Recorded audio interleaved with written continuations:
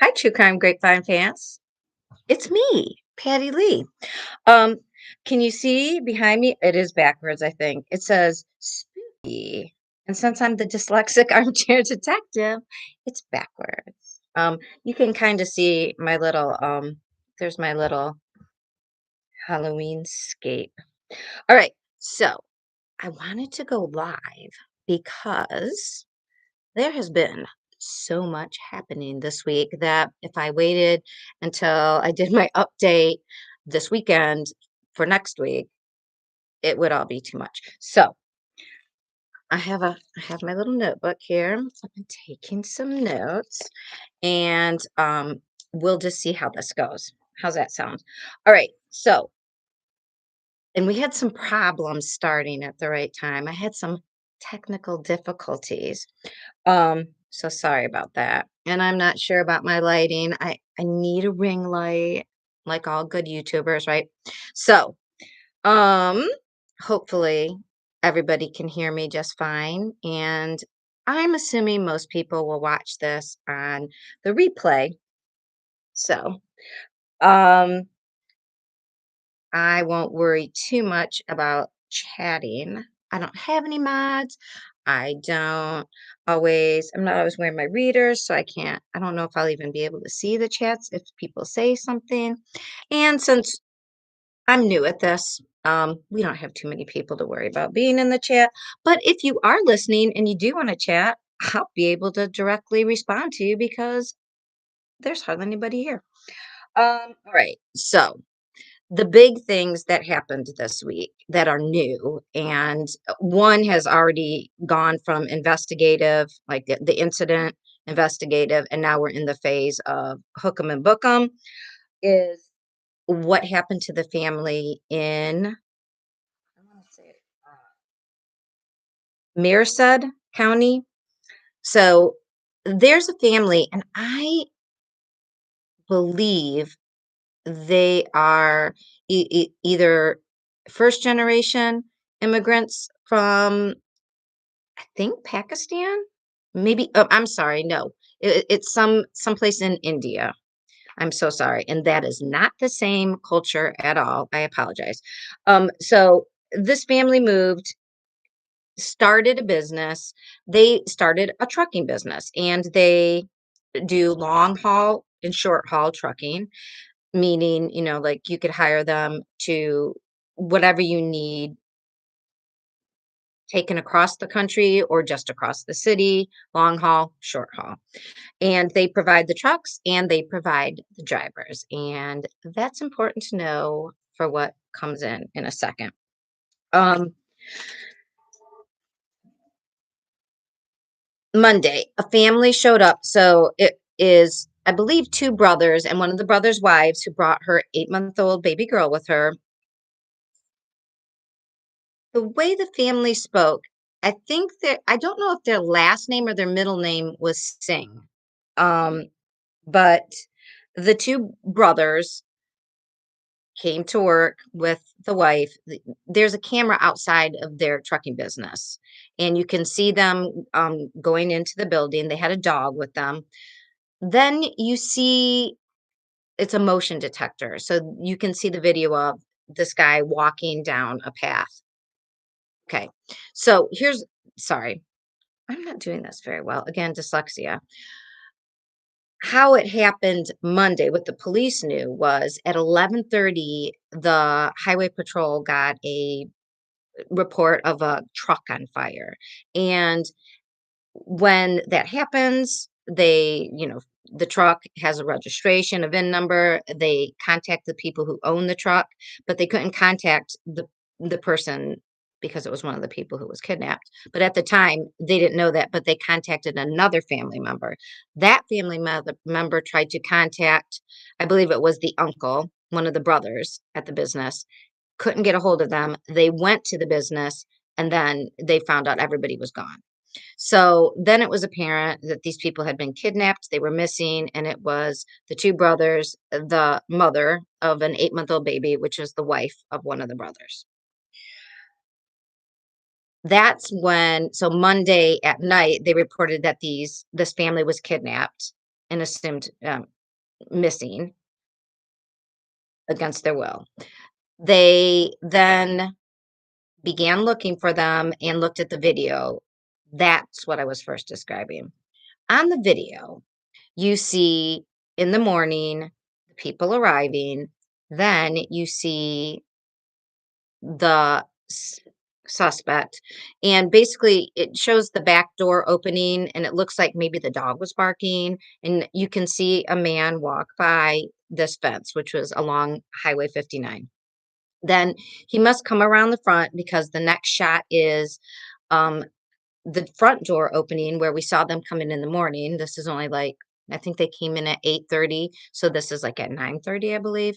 That you see him walking out and across towards the front, and you can kind of see, and it looks like he waves. So when this first started, they were like, do they know this? They thought like, do they know this person? And the cousins of the family were like, um, they are of the Sikh religion. They are very friendly. This guy looks like, because he had a garbage bag, maybe he was picking up garbage, and they were like, "Hey, we'll like maybe give you something to eat. You can also work a little bit here for us," because they're like, that's something they would do. They did not recognize him as anybody who was like associated with them through family or business or pleasure. Um, the next thing you see after the guy waves, so the uncle comes out, sees him, seems to be like cool with him. The uncle walks in. The guy walks behind him. He has a hoodie. He's got a mask on, but COVID still. Um, and he's carrying a white garbage bag.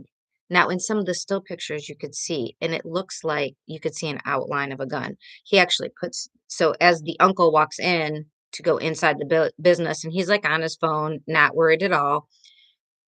The guy's trailing him up towards there. He kind of looks up over his shoulder at where the camera is and continues like a couple steps, drops the garbage bag, takes out the weapon, and then proceeds in the building. Now, the next thing we know that happens is after not very many minutes, the two men, the two brothers, are brought out the back door and they are tied. It looks like with plastic ties with their hands behind their back. And they're walked to a truck around the corner. And the guy even like pick, peeks around the corner of, it looks like almost like a double wide trailer is their office. So comes out the back, peeks around the edge, takes him to the truck. Then he drives away. He's gone for about 6 minutes, comes back, goes back inside, brings out the wife and the baby, and she's holding the baby. And I've heard people say, and I wondered this too, like, why didn't she run while he was gone for 6 minutes? I assume because she had an 8-month-old baby, he probably locked her in a closet inside when he left. So I don't think she was free to go. I mean, and I'm sure he also probably said, if you move, I will, kill you, the rest of your family, blah, blah, blah, some threat. Um, because these people, their relatives are saying, like, they are not violent people, they are very kind people. So I'm sure threats would be, would work on them. Or um it wouldn't be out of the norm for to assume it would work on them because we can't say for sure, right? But apparently, so he walks her out the back just like he walked at the men, but she's not tied, but she's holding the baby who's only 8 months old, and it's a tiny, cute little girl. Um, and then they go in the truck. Now that is the truck, I believe, that is burned, that is found burned later. We had no idea so that was Monday this happened, and I did hear a little bit about it. I think it was on Twitter at night. And then Tuesday it kind of blew up with more news. And Tuesday evening they found the suspect was arrested. And the suspect's history, let me just tell you, was spoken about. And so what they said on Tuesday night was they found the suspect, but he had tried to unalive himself, to use YouTube friendly language. And he was in like a medically induced coma. and so he couldn't talk. And they were waiting for him to be able to be like taken off. I think he was intubated, so to take out that tube and because he was, whatever. While he was still not speaking, people were looking into who this person was. So, this man's name was Jesus Manuel Sag Sal Salga. Oh my goodness, I'm not going to say it right. I'm so sorry. Salgada, Salgada, Jesus Manuel Sagada. Um, he had a record in 2005.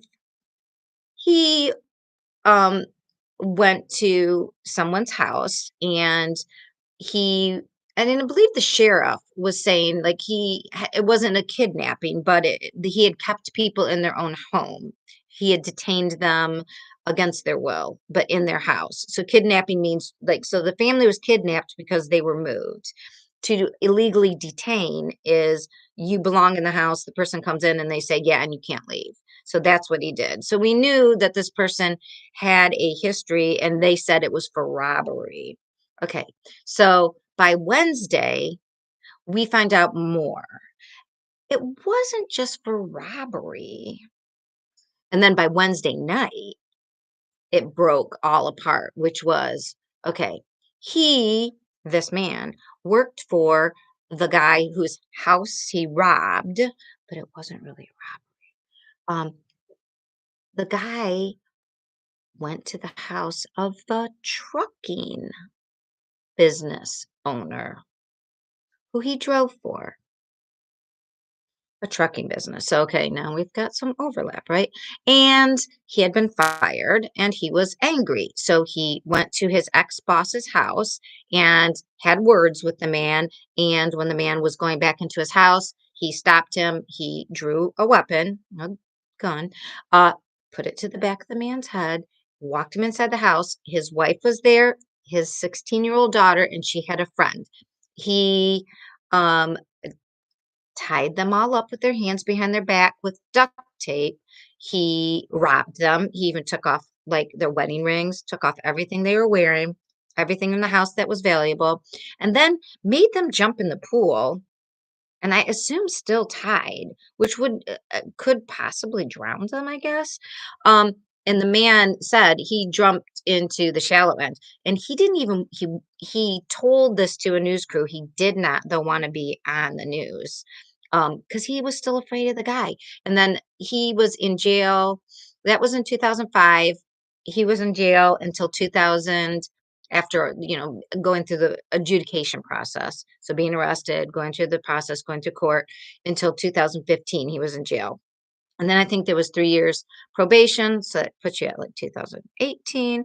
um I don't know what he was doing. So this family owned a trucking business, so already now it's starting to make more sense, right?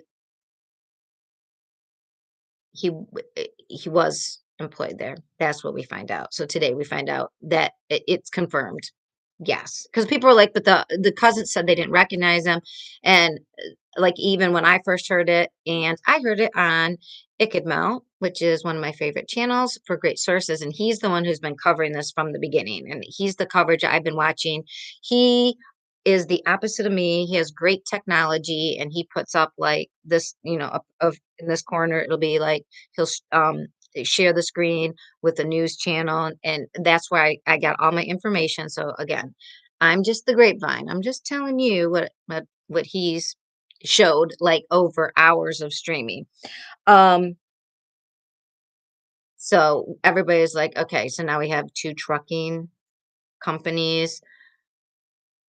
eh, And so how could they not recognize him? He didn't work there? And I even typed it into the little, chat. I was like, hey, maybe he applied for a job and didn't get it and was angry because maybe they did a background check and saw his conviction for robbery. Um, his conviction for robbery. Um, no. Then we do find out by the sheriff. They found the family today. Unfortunately, they said they were probably all the grown-ups were probably unalived by the time the truck was found at 11:30 Monday. They found them about 30 minutes from this where they were taken. They were in a almond grove that was being cleaned up for the season, and if they had already cleaned up the area, their bodies may have not been found. The little 8-month-old was not unalived forcibly, which th- um exposure was the cause there, which is horrible, right? Like how confusing to be left. It's horrific. It's kind of like so he couldn't bring himself to unalive an 8-month-old, but just left her there. Like you could have dropped her at a hospital, could have dropped her anywhere. You could have left her, gone and taken her in a bathroom someplace. I mean, I don't shown some mercy. But anyways, um, so as it stands now, the whole family, the all four people, the three adults and the child who was 8 months old, all taken. His family turned him in. He told his family, and his family then called the police, and that was Tuesday. So within, you know, 24 hours less than, he was tattling on himself. I mean, and it turned out, yeah, he had worked for them, and guess what? He got fired. I mean, talk about displacing your issues. Anyways, yeah. So he did the same thing that he did with his previous boss, only went one step further and unalived them. They do believe that part of the motive was money because their ATM card was missing and it was used. And they think maybe another person was involved and they're still looking for that other person because it seems with that 6-minute difference, they're unclear what exactly, he took away the men, came back in 6 minutes for the mom and the baby. So what happened? We don't know. Okay. So the other big thing to say about that case, is there is no GoFundMe for the family. So if you see that on social media or anything, that is a scam. The family has not asked for any money. They haven't set up a GoFundMe.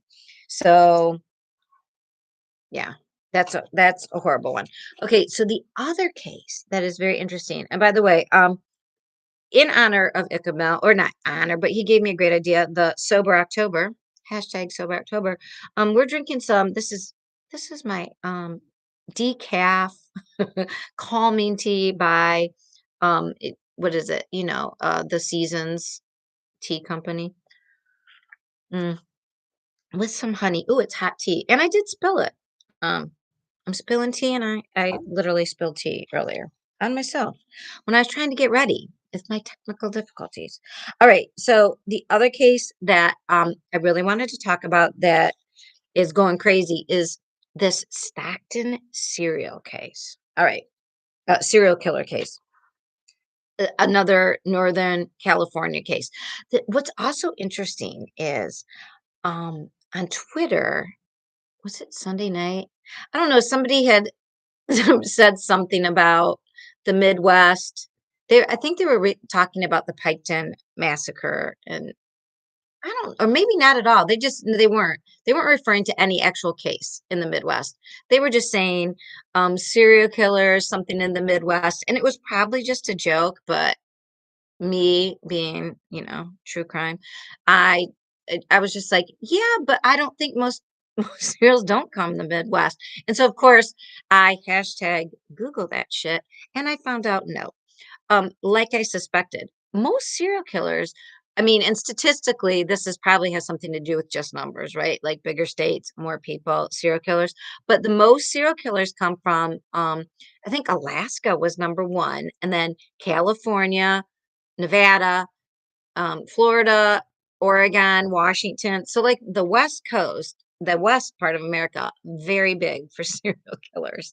As we know, right? If we're into true crime, we know like the Golden State serial killer, the Night Stalker, the Green River Killer, Ted Bundy.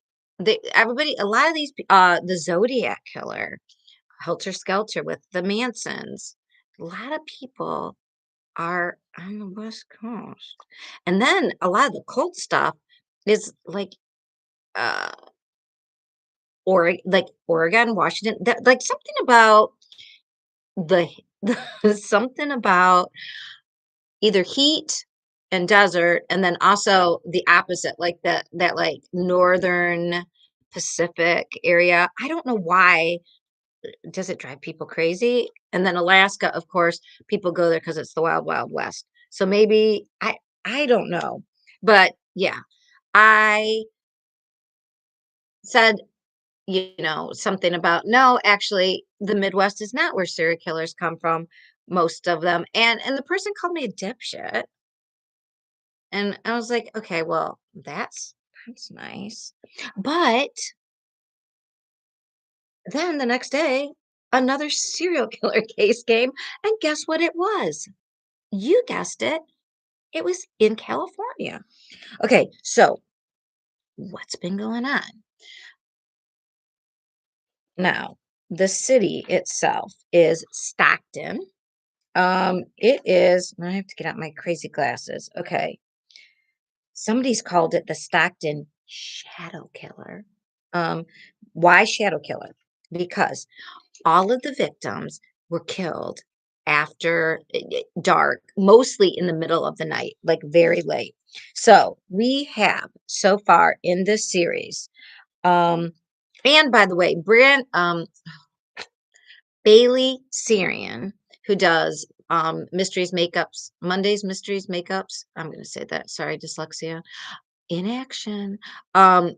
She even tweeted about like be careful because this is a serious thing. So especially if you're a Hispanic male, because most of them have been Hispanic males, but if you're anybody in the Stockton area, do not be in unlit areas by yourself after dark, especially in the middle of the night. So there are 7 known attacks and 6 deaths from the attacks. All right. So these go back to, as far as we know, 2021. And how did they find out? Ballistics. If you watch Duty Ron or Police Off the Cuff or Profiling Evil, like these old, a lot of them will talk about um, how you can, how people, how police officers can analyze ballistics, the bullets themselves. And there's like the on the end of the bullet, there's a pin. The firing pin makes a actual mark on it, how it comes out of the gun. There's the grooves and what is it called? The valley in the grooves in the valleys. Um, so there's all these like very specific things. And of course, there's like different casings, but they can tell which gun was used. And so if they have the bullet and the casing, they can tell if somebody, if the same, sorry, it's not the same person because they were saying criminals can give guns to each other and not necessarily and commit crimes so that it's not necessarily the same person, it's the same gun. But in this case, they do think it's the same person because it's also in the same area. And it started in April of 2021. So there was an April 10th death in Oakland, which is, if you know, a suburb of San Francisco. And Stockton's, I think, 30 minutes from there. Not far, but not really close. Um, and then April 16th, there was an attack in Stockton, and that was the only survivor. And this was a woman, but she says um, she has been mistaken for a Latino man because she's African American, but she's very light and she's not teeny tiny, and she said she calls herself a tank because she took 9 bullets from this person. She the people tend to be Hispanic males, but they also tend to be homeless or out on the street late at night. Um, and the person said nothing to her. She thinks it was a male, but she can't be sure. About 5'11", 6 foot, wearing a hoodie, wearing a mask. Um, came around the corner, and she was in a tent by um, a railroad station, and she heard the whistle of the train coming, so she knew the train was coming, and she also knew, like, when trains come, and it was about 2:30 in the morning, and she said so she knew the train was coming, and as the train was approaching, this person came around the corner with the gun already drawn and just pointed and started. And she actually ran towards him because behind her was, like, the train, and then there was a other big fence that she said there's no way she could climb. And so she needed to get to the road. And so she like sort of rushed him, and he got down on his knees and sort of like took a stance, and continued. So she took 9 shots, they figured. She made it to the road. She was praying the whole time. Like it was crazy. And eventually somebody found her, but not right away. And it was horrible. And she did make it to the hospital. That was in April 16th of 2021. And after she was released, nobody came. Like nobody was interested. So, she was a homeless woman. She was shot. Well, good thing you survived, I guess. Whatever. Nobody really cared anymore. She says, and the thing was, it kind of saved her life because she detoxed in the hospital. She was an addict and she was unhoused, um, on the streets. And so this kind of got her off. And she said, though, she kept calling. She wanted to tell them, like, didn't anybody care? Nobody really cared until guess when? Last week, people started caring a lot because um, we now have a series this year. So that was April of 2021. There were 2 shootings. Nobody connected those 2 shootings right away. Although she did say that they knew that the same gun had been used in Oakland. But basically, and that was a 40-year-old, and he was also an unhoused man. So again, I said it on my last uh, episode, but we think of people like that we're not connected to them because they're poor, they're addicts, they're unhomed, what's that got to do with me? Well, we're all connected because while nobody really cared about these homeless people being shot, a year later in Stockton, now we have July 8th, August 11th. August 30th, September 21st, September 27th. Um, Now we've got a problem. Ballistics all show it's from the same gun. The only of the September 27th shooting, they have some video of the man walking away. And they don't even know for sure it's the man who did it, but they think because of the area. The man was shot on a sidewalk between his car and an apartment building's like fenced area, and the person is seen by like the apartment complex camera. Just there's somebody seen walking away with a hoodie, dark clothes.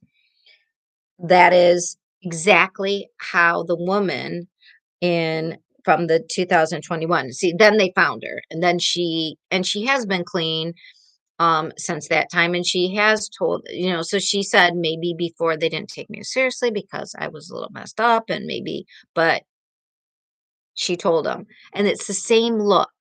He's wearing the same dark clothing. Okay, now here's something freaky. And Ickadmal's viewers are very good sleuths, and they figured this out too.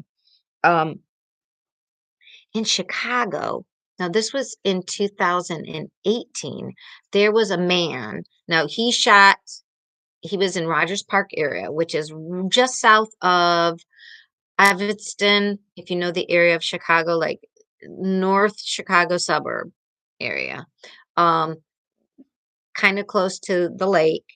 Um, and just west of the if I don't think about it, I can say it La Jolla. I don't, is it La Jolla? No, La Loya. Oh my gosh, that big university that's in Chicago. Loyla. Loyola. That's not right. Uh, Anyways, it's that area. You can look it up, Rogers Park. So two men were shot. An older man who was walking his dog, and then it looked like a Hasidic Jew, um, but a white 34-ish man who looked as if he was wearing the traditional dress of at least an Orthodox Jew. Um, w- though, so an older man, not the same type of men, not Hispanic men, but men. This was not at night. This was during the day. But again, they were a shot to the head, and the person was seen, and they were wearing um, dark clothing. I mean, I guess maybe that's a criminal. I act like if everybody wears a dark hoodie and dark pants, but this guy also was wrapped up in a scarf. He had like you know, a ski mask and a scarf. So, and it wasn't when it was cold, and it was pre-COVID, so there's no masks available for everybody. So it just, and they never caught the guy, and that sort of ended. So is this a person moving around? The guns aren't, that nobody, the ballistics aren't associated with this. This is just um web sleuths going, hey, that's weird, because in Chicago there was a serial killer who was wearing all dark clothing and covered up, but it was during the daytime. They weren't homeless people. I mean, but that was 18, 19, 20, 21, 22. That's 4 years ago. Did he change his MO a little bit? Did he move to the West Coast? We don't know. Anyways, that's the tea on the serial killer. If you do live in the Stockton area, please. Two of the men were not homeless. One was going out for Popeyes, just walking to get food, and was unalived. Um, And the other guy, which is really scary because my son did this the other night. He was talking to his girlfriend in his car, and he fell asleep and just fell asleep outside in our driveway. Okay. This kid was the youngest kid. He was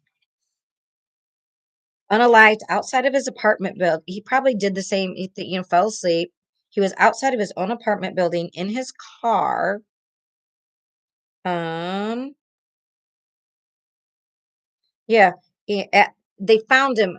I don't know if they heard the shots at 6:41 a.m. or they found him shot at 6:41 a.m.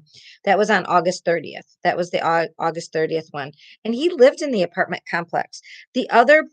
All of these people were shot. The first one, the one, the two that took place in 2000, April of 2021, they happened at 4:18 and at 3:20.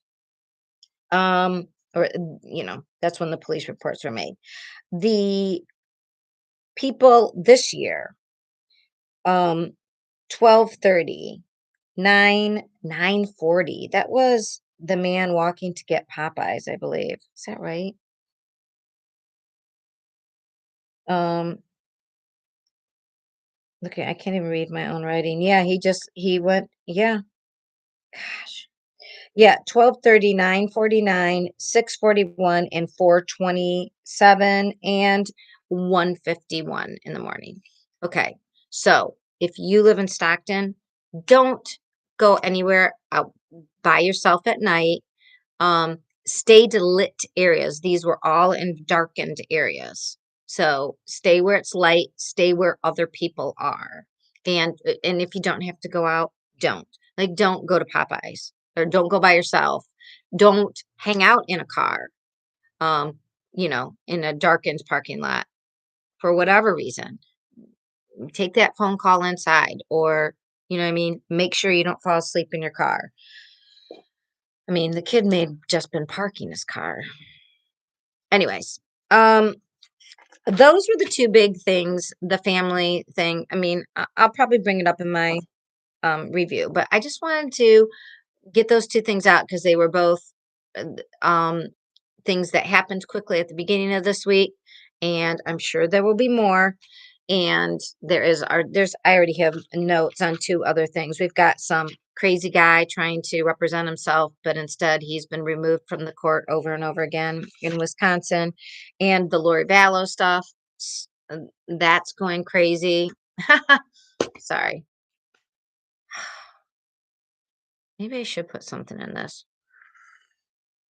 I didn't mean to say that's going crazy because, yeah, she's probably going to be incompetent again. Everything's stalled because, I mean, I don't know if the lawyers talk to each other, but the way things go on and how Chad really wants to be severed from Lori's case. I mean, Lori thinks Chad is the prophet. I mean, she did a lot of allegedly did a lot of unaliving for him. So if he wanted to have a separate trial, would she be like, "Oh yeah, oh I feel it coming on again." I don't know. I don't know. I don't believe she's that crazy. Why? Because she lied to police over and over again to stay out of trouble. She lied to get away to go to Hawaii. She wanted Melanie Gibb to lie to the police. Like that shows consciousness of guilt. That shows she knew what she was doing. She at least knew what she was doing. Other people would think it was wrong and she could get in trouble for it. So this whole all of a sudden she is insane and incompetent. And really her hair looked horrible. And I she got her hair colored while she was, in the state hospital. Maybe she wanted to take another break. I don't know. Well, I'm sure there'll be lots more to talk about her. And yeah. Oh, and if you were watching the news, just to like Thursday was crazy. There was like a weird plane event in Newport News. There was We're not sure what happened in Lexington, Kentucky, but there were like lots of police presence in Dearborn, Michigan. There was a crazy shooter in a hotel. It's like somebody did something and turned up all the crazy because Las Vegas, there was a Las Vegas stabbing. Two people were stabbed, like two dancers, like were outside doing something. I don't know how crazy that is. And they said it was a not somebody who lived there was stabbing people. Two people died. Six other people, I think, were stabbed. So eight people altogether. Insane day today in the US. Yeah, and I'm sure there'll be more that comes out about that. I don't know what that guy's story is, but anyway, I hope all of you have a really good night. Um, I'm thinking about doing these like, reality Thursdays. Um, you know, just so the catch ups over the weekend aren't quite as long. And otherwise, I will see you guys later. Bye.